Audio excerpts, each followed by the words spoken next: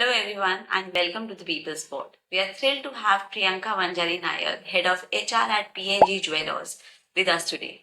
Priyanka brings over 15 years of rich experience across human resources and sales, with a strong track record in the luxury goods and jewelry industry. She has been with PNG for over 12 years and has played a key role in modernizing the brand using people first approach in HR strategies to build strong teams and support the company's growth. Let's dive right into the conversation with Priyanka. Priyanka, thank you so much for joining us. It's a pleasure to to have you. So let's start with your personal journey, Priyanka. Great. Thank you, Tripti, first of all, for having me on your podcast. Well, talking about the personal journey, I came from energy and manufacturing sector to jewelry retail, and it was pretty new, pretty different than what we look at it from a manufacturing standpoint. We had more skilled people working here in terms of understanding of product and policies, Mm-hmm. but a very little exposure and understanding of HR as a function.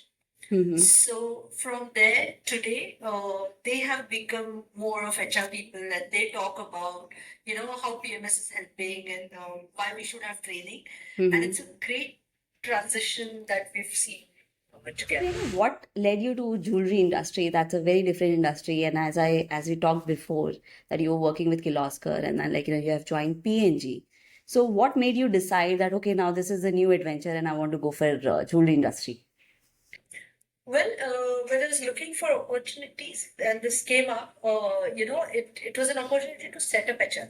Mm-hmm. And I thought, with very little understanding of what jewelry retail was all about, I thought setting up HR itself was an exciting opportunity. Mm-hmm. And I had no clue about this industry. So, getting exposure to a new industry for HR itself is a big thing. So I think that's how I Oh, that's started. nice. So I see that your major experience, is that you've set up a talent acquisition department and created a business legacy out there. So when it comes to hiring niche, talent for the jewelry designers or specialized technicians, what's your approach to finding the right people? See, jewelry used to happen only through references. Okay, because there's a lot of precious metal involved, Mm-hmm. right? So, and the work itself needs a lot of experience, especially if you're talking about people who make jewelry, artisans. They need that skill. Mm-hmm. So that happened through references. Mm-hmm. As far as designers are concerned, we have taken a mixed approach. So we look at people who come with experience. We also look at people who are freshers, Mm-hmm. generally hiring from Nifty. Okay. So that's where we get our So talent. any of these job boards, work for you guys? Any of the portals, which helps you because new generation, majorly is fascinated with Naukri.com or Monster, all these platforms. So does it work?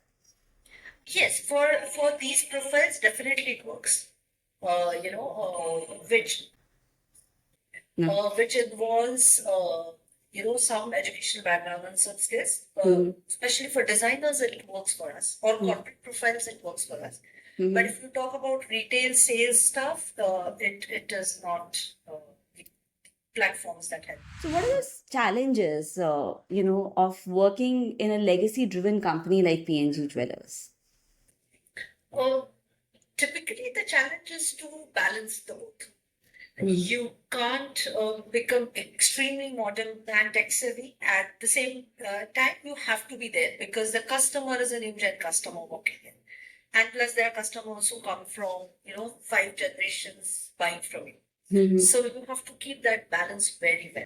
So have you faced any challenges around there, somebody who's been coming to PNG for a longer time and, who has been associated? How do you manage these people? How do you maintain that, legacy and show them, that you guys are with them at the same time? See, jewelry shopping is also a very even when the customer is buying it, it is about familiarity, it is about trust, it's about somebody who understands my taste. Mm-hmm. So typically, the way we do it is with old stores which have like 4 generations, 5 generations customers working in. Mm-hmm. We have older staff there. You Okay. know, where when anybody walks in, feels that, Acha, I know 3, 4 people here. Mm-hmm. Unlike the newer stores where people don't expect you to have employees who look familiar to you, right? Mm-hmm. But yes, we have a lot of focus on retention Mm-hmm. because uh, one-on-one connections and understanding, as I said, you should understand taste of a person. Or, you know, the conversation like, ma'am, you've taken that bangle, but you haven't taken the matching necklace to that. Why don't you look at it? So, you know, those conversations are very important, and that's how we. So is there like the only this question just came in my mind that when you're hiring these people or probably you're retaining your current staff, do you have that thing in your mind, okay, these are the people connected with your customers, or the retention is the major priority than hiring a new person? Yes, of course. It is extremely important for us to retain our employees because uh, not just from a customer standpoint, they understand the way PNG functions. See, we have a very unique mix. We are not highly professional, Mm-hmm. but we are not even a family-owned business anymore. Mm-hmm. So, you know, they understand that uh, what to prioritize. Mm-hmm. So we generally say that we are a professionally run family organized business. So you know that's the specialty. So I just wanted to ask that, is there any specific requirement that, in while you're giving the position to your recruiters, or probably you're hiring yourself, that okay, you'll have this age group of people who can interact with senior people who is coming to buy the jewelry, or you hire the young staff as well. No, we hire a mix. You know, but we that is not a specification that we have Okay. because we have a exhaustive training function program that runs for induction, right? So we ensure that they're fully trained and equipped to handle any kind of queries coming from any age group. Okay. So that isn't the criteria there. So let's talk about a little bit of culture. How has the company culture at PNG Jewelers changed over the time, and how has HR helped shape it? Um, See, this organization has been an extremely empathetic organization from the time it started. Um, we had people who were people oriented. You know, HR came far later in the industry as a whole, as a function as a whole, but and that has had kind of shaped the foundation of it. We had to build over that foundation. So that was comparatively much easier than starting the function by itself. So culturally, we uh, we moved from more people-driven decision making to system-driven decision making to data-driven decision making, and it is no more whims and fancies of people. I think that's a big cultural shift that we've made. You know, every decision is based purely on data. Okay. You know, that is what I think we, as HR, we have helped put the foundation to. Also, we've become more performance driven. Again, moving away from person driven decision. Now, the way it has helped us is people see it as a transparent process. And you know, when there's a transparency, automatically people believe that if I perform, I will grow and I will move up in the end. Yeah. So this transition, which you're talking about, going towards data, there, you face any challenges because, of course, from traditional approach where we are just, working in an ad hoc way, or probably we are going around with the things at the same time when it is needed. Looking at the figures, looking at the numbers before, that transition, you face any challenges out there? Yes, Tripti, there were challenges there, you know, because there was a big question as to what is the need of doing all this, because we have to definitely look at I mean, business is happening. All these things are not required when the business is running at its peak. Mhm. But as we didn't start with big data. We started Mhm. with small piece of information that, maybe you should start looking at numbers Mhm. so that you get better incentives. Mhm. So when you talk from the employee's perspective, they understand it much faster than you talk from HR standpoint. Ke, now you have to start monitoring targets. Mhm. The minute you say that, they will lose interest in it. That's true. So then we started, and then people could actually see that the more they look at numbers, they get more incentive because every time they say, "Oh, I'm just lagging by another 2%. Mhm. If I achieve that, I get double the incentive than what I'm earning today." That's So those kind of small and little steps that we've taken brick by brick, and then we've built that whole data-driven approach. That's great. That sounds great because introducing reward in such a setup itself is an achievement. Yeah. So jewelry is seen as traditional industry. How have you brought technicalities to it, and how did the team responded to that? Like, when you were talking about the numbers, and like, you said that you introduced rewards out there. Anything, any reactions you got from the team, or like, management, or the people, like, with whom you are working to? Oh, well, when I came in on the team that was there, we had to bring in a lot of positions at leadership level because then we were getting more structured, right? Mhm. So we got people from varied industries who themselves came from organizations which were focused on data, which were based on market analysis and what's happening at a global level, and Mhm. bringing in best practices. So there was a lot of buying in there itself. That Okay. we need to move from here, and most importantly, there was management will to do it because I've always believed that HR is only as successful as the management wants it to be. That's true. You can't function without its strong belief in the process. So I was very fortunate to have that. Though we were very traditional when I joined it, but there was a will and there was a vision to that. That's great. So yeah, that helped a lot. Okay. So majorly, like, it was top to bottom approach. I see. Yes, it was. It is always going to be that. That's great. So how do you get your team to accept tech changes in a tradition focused business? Like, when you build up, you get a new tool, or like, you introduce a software, or maybe like, you introduce any system for rewards also. Like, what is the like, how do they accept it? Tripti as a culture, no, we don't impose anything on people. All right, Okay. we take all the stakeholders together. Mm-hmm. Uh, we actually showcase the product or a policy or a process, Mm-hmm. ask for opinion, give them time. Okay. They would have for and not so far opinion. Mm-hmm. We incorporate all that and then we, roll it out. The way it helps is there's a lot of buy-in already there. Mm-hmm. People wait for the policy to come up, Mm-hmm. and they see why we are doing what we are doing. Rather than just saying, okay, this is what we've done. Mm-hmm. Especially in retail, which is customer facing, it doesn't work that way.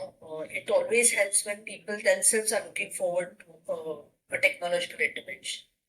Wow. So can you share a simple example of how tech helped you solve a people-related challenge, maybe in hiring, engagement, or performances? See, when we started with tech, again, I'll say we did a very simple thing which will Mm-hmm. help people gain more confidence in systems per se. Mm-hmm. So we got the entire leave attendance payroll in the system Okay. and how incentives are calculated. So they could see every gram or every piece that they sell, they could see how it is getting calculated. Okay. So that was the first step. Now, once they got used to it and getting salary slips online, then they felt that they've got rid out of that uh, Paper. hard copies, carrying it everywhere, and they could access it anytime they wanted. Mm-hmm. they kind of got hooked to it that, oh, there is something that will help us. Mm. And then slowly we introduced HRMS. Okay. So now we have an entire end-to-end HRMS. I'm very happy to say that we are paperless HR Oh, wow. now. And yes, there are currently there is a struggle with recruitment because not all candidates are used to filling in. Unlike IT, where people know that they have to go online and fill in all the data, Yes, retail is still getting used to it. Jewelry is still getting used to it. that's true. So, but it helps us in building database Mm-hmm. and creating an entire experience with the candidate. That everything is online, your offer letters, your documentation. Mm-hmm. So also you can see where your talent profile is today, whether it's shortlisted, not shortlisted, or whether it's we are considering it for some other position. Mm-hmm. All that is done. So, Priyanka, I've seen that you've often spoken about tech in HR in hiring. How can companies strike the right balance between automation and the human touch? Because as you said that people are still getting used to it. And now everybody's talking about AI. Do you ever think that you can introduce AI into your segment or your setup? Today, I think will have to introduce AI. There is no doubt about it. Mm-hmm. I think AI will make things much more easier because it will stop a lot of manual entering of data. Mm-hmm. Previously, we used to write, right? So now people can easily do that through AIs. Mm-hmm. And, we are considering, in fact, Mm-hmm. to introduce a few modules on that. Uh, Without technology, I think will become very redundant. Mm-hmm. And if we have to keep our staff, up there, Mm-hmm. we will also have to train them because see, you're not only looking at PNG dwellers, you're also developing a lot of talent for the industry, right? Yeah, So true. once they're used to it, and when they know that technology is there to help them, I think there's no option for technology today. So you're sure that you'll have to get AI into your system? Yes, That's I'm great. very sure. So let's talk And I about a think little. it's a nice thing to have. See, yes, there I will not deny the threats to it, but I think a lot of redundancy of work or monotony of work will go off, and HR will actually get time to sit with people, talk to them, understand them as humans, Mhm. rather than just doing compliance bit of it. Okay, have you regularized this, have you regularized that, and stuff Where like do that. you feel that when people are talking about, and some people are scared, if AI comes, the job of maybe data guys or who's working on the ground level, doing the entries or such work, will that be affected? Do you feel that it'll help them to do their job well, or the jobs are actually in danger? See, I think the jobs that can be done by technology will definitely be at risk. Mm-hmm. But I'm sure a lot of organizations are investing in upskilling employees now. Because we will not be able to replace the kind of work that needs to be done by humans directly by technology.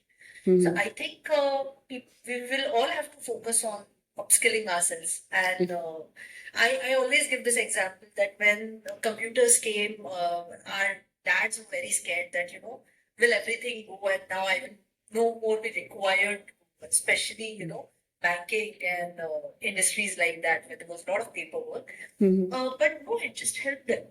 I think AI will just do that to us. Priyanka, anything you talked about upskilling. So anything you guys are doing, any initiatives you're taking for maybe in the segment of learning and development, any trainings you're giving to your staff? Training is a part of retail and our organization, like it's blood in the veins. Okay. It's a continuous process, and we have to keep on upskilling and reskilling our employees because customer expectations are changing every day. Mhm. Because the kind of exposure they have, That's true. they will expect that everything is done at the click of an eye. So we continuously do training. So let's talk about a little bit expansion and scaling. PNG has grown across the locations. What HR factors do you focus on while scaling a legacy brand? Because it's a big brand, like, you see the banners out there. So what is your ideas, for the factors to change, to focus on? When we're scaling up, first thing we'll have to we generally focus on is our internal growth policies. Mm-hmm. Because we want our employees who've been there with us for duration to grow within the system. So even before scouting talent outside, we have a planned program called Udan, where we train people to become the next leaders. Okay. So, and I'm very happy to say that almost 72% of senior positions have been taken up internally. Wow. So that's one thing that we consider. Second is the market availability of market talent. So what kind of talent is available? What kind of expectations market have? Because it's a customer facing brand. So we also have to understand what kind of expectations customer have, including the use of language. Whether they prefer vernacular languages or they prefer Hindi or they prefer English, what is that they prefer? And then that's when the talent acquisition really starts. Okay. Apart from that, we also try and understand the culture bit of the area. Because when we have to get them in tune with our culture, understanding the nuances of that market culture is also very important for us. That's nice. So yes, Priyanka, tell me more about Udan. Okay, so UDAN is a program where we give opportunity to all our employees to apply for that, whoever are willing to grow, and they go through a test, which is technical test and psychometric test. Based on that, we decide who would be moving forward in the journey. And then they go through an exhaustive program of 60 days, which involves all managerial skills, refreshers of all technical skills. Then they get an opportunity to behave like a manager for some time, or people manager. That's what I mean. That they get to make presentations. They get to study how data analysis is made to an extent of understanding a little of profits.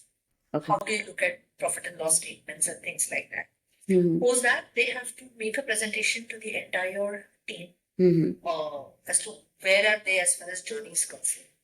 After that, they have to become a project of improvement, which they think should be done for the organization, and they can pick it up from any of the functions that they want. Okay. They have to make a study of that and come up with recommendations. Post that, they go through interview sessions with the committee, and then final selection is done. Okay. So you give them exposure to communication skills as well as the presentation skills, both? Yes, all of that. And they felt the change? We can, because see, every time they're going through evaluation, so they kind of do their prep very well. Wow. So we have had a fantastic result on that. That's great. So my next question is, how does HR help keep the brand and culture consistent across the branches? You have multiple branches, I heard. How many branches, by the way, you have? We are at 54 now. Oh, wow. So see, that is a challenge because whatever amount of training you do, what happens on the floor is what matters. So I think one thing that I said that people who move internally help keep that culture intact. Apart from that, we keep on doing a lot of audits, mystery audits, or service audits. which again gives us a dipstick as to whether we are there. And branches which are scoring little low on that, we kind of do a lot of work with them. Okay. Maybe one-on-one interactions or awareness sessions with them. Mm-hmm. So that's what we do. And to ensure that we keep our people well informed, every month we release a video of one of the top management guys as to update them as to what is happening at the organization level and function specific. Then what are the initiatives the function is doing for them. So that's what we're doing. So all these initiatives are done by HR, or there are other stakeholders involved in this? No, we are running it from HR. Oh, that's nice. How big the team is in HR? We're currently 13 people. Okay.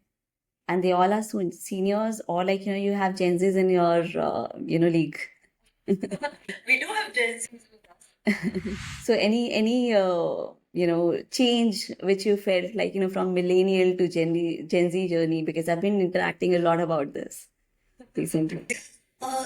Yes, they're different. I think, but I always think of it like like our moms used to say कि ये generation अलग ही है. I think every Yes. generation says that about the other generation. That's true. They're very clear. That's how I think of Gen Zs, and they know how to draw boundaries well in advance. That's Sometimes too much, but yes, that. Yeah, there is a pros and cons for everything. Okay. So, let's talk about the future in HR tech, where, like, in traditional industries like jewelry, how do you see upcoming tech changing the way companies hire, going forward? What are the changes? From a technology standpoint, I think a lot of, in jewelry specifically, a lot of mundane process will get tech driven. But the human touch in jewelry, I don't see it going off. Though online shopping is increasing and e-commerce is really picking up, but serious buyers still would want to come and try the jewelry and see how it really looks like. Though we have technologies like Try-On, where you on screen you can try your jewelry and see, but it's still the feel of the product and whether it pricks or it doesn't prick and how beautiful I look. So I think that bit cannot be replaced by technology. Okay. At So least that's nice. So you have been with the company for over a decade, a real milestone, today. So what has kept you motivated and committed throughout these years? That's a very interesting question, Dimple. I think sometimes when I reflect on it, I've got a lot of exposure in terms of handling multiple roles. Like you rightly said, I'm from HR to sales, then I was handling CRM for some time, and I think that's a very unique thing about this company. Apart from that, every day is a learning experience because retail demands are increasing every day. And the kind of growth trajectory that we've had, it's fascinating being a part of this organization. Like we recently had IPO, so having that kind of exposure, and HR is an integral part of business, not just on paper. It's literally is, and I think that's what keeps me here. So thank you so much, Priyanka. I thoroughly enjoyed having a conversation with you. You've talked about how you have a inclusive environment where, like, you have included everyone in your industry, in your company, and, like, ask them to be a part of your initiatives. How, like, the change has come, and, like, how data has become a big milestone, or maybe a part of, like, the HR department out there. Thank you so much. Thank you so much for coming here and joining us. Thank you so much, Sylvie. It was a pleasure talking. Same here, Priyanka. Thank you.